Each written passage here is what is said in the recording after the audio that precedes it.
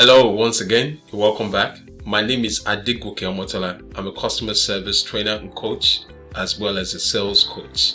I'd just like to speak today to you on the power of consistency. The power of consistency. To sell, even at times like this, you need to be consistent.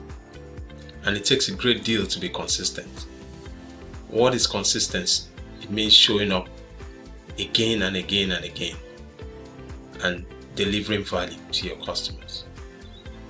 Oftentimes there might be a need to do more for those customers, and it's when you do more that your customers will value you more.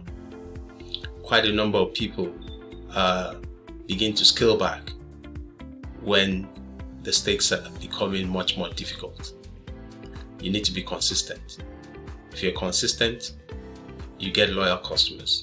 If you're consistent, you keep on selling even in difficult times. Consistency is hard work. Consistency is when you walk the talk. Consistency is when you add value, irrespective of the price. Consistency is sacrifice. When you're consistent, it takes you even further than you can believe, than you can imagine. I've been a sales coach for about 20 years now. Try to be consistent as much as I can.